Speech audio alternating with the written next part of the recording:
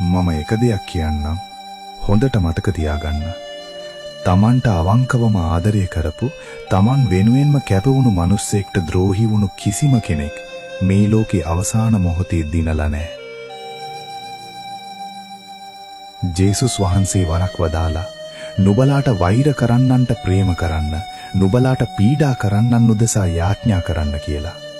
මොකද නුඹව රිදවපු කෙනාට රිදවන එක නුඹේ වගකීමක් නෙවෙයි.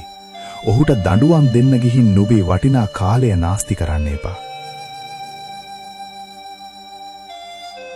මතකද දෙවන ලෝක යුද්ධයෙන් පස්සේ අලු දූවිලි වෙලා තිබුණු ජපානයට නැවත නැගී සිටින්න ශක්තිය දුන්නේ අපේ රටේ නායකයෙක්.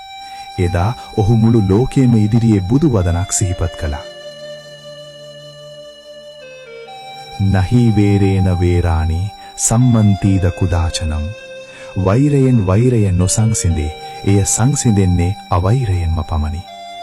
ජපානයේ අද ලෝකයේ බලවතෙක් වුණේ ඒ අවෛරී චින්තනයෙන් නැගී සිටිපු නිසායි.